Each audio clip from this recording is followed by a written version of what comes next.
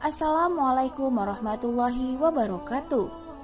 Sahabat Pondok Nasihat yang dirahmati Allah, berbagai cara yang dilakukan setan untuk mengganggu dan menjerumuskan umat Islam, baik dalam interaksi sosial maupun saat beribadah. Nabi Muhammad SAW telah mengingatkan umatnya agar selalu senantiasa berlindung dari godaan setan, termasuk ketika melakukan ibadah sholat. Berikut 5 tanda ketika sholat kita diganggu setan. Yang pertama, was-was semasa takbiratul ihram. Saat mulai membaca takbiratul ihram, Allahu Akbar, ia ragu apakah takbir yang dilakukannya itu sudah sah atau belum sah, sehingga ada yang mengulanginya lagi dengan membaca takbir. Peristiwa itu terus-menerus terulang, terkadang sampai imamnya hampir ruku. Ibnul Qayyim berkata, termasuk tipu daya setan yang banyak mengganggu mereka adalah was-was dalam bersuci atau berwudu dan niat semasa takbiratul ihram dalam sholat. Yang kedua, tidak khusyuk ketika membaca bacaan dalam sholat.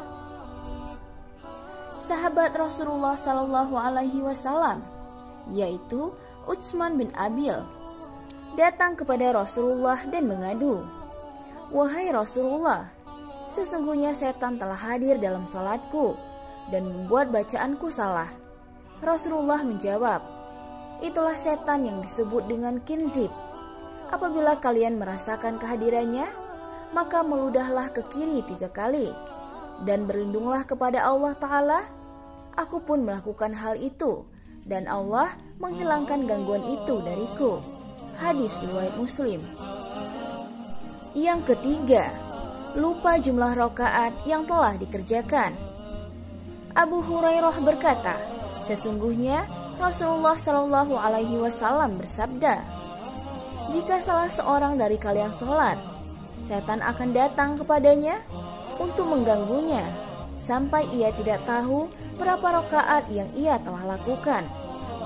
Apabila salah seorang dari kalian mengalami hal itu, hendaklah ia sujud 2 kali atau sujud sahwi semasa masih duduk dan sebelum salam.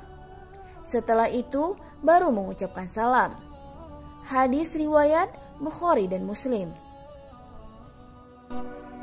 Yang keempat, hadirnya pikiran yang mengganggu.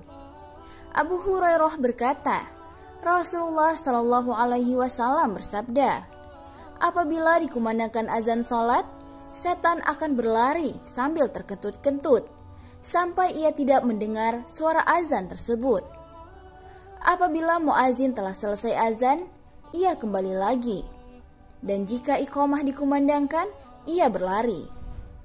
Apabila telah selesai iqamah, dia kembali lagi. Ia akan selalu bersama orang yang sholat, seraya berkata kepadanya, "Ingatlah apa yang tadinya tidak mau ingat." Sehingga orang tersebut tidak tahu berapa rakaat ia sholat. Hadis riwayat Bukhari. Yang kelima, tergesa-gesa untuk menyelesaikan sholat.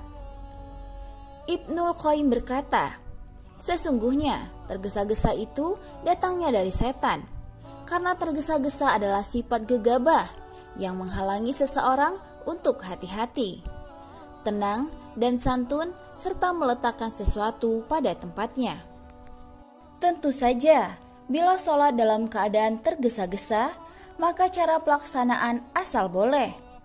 Asal boleh mengerjakan, asal selesai, dan asal jadi. Tidak ada ketenangan atau tumakninah. Pada zaman Rasulullah SAW, ada orang sholat dengan tergesa-gesa. Akhirnya Rasulullah memerintahkannya untuk mengulanginya lagi karena sholat yang telah ia lakukan belum sah. Rasulullah SAW bersabda kepadanya, apabila kamu sholat, bertakbirlah, lalu bacalah dari Al-Quran yang mudah bagimu.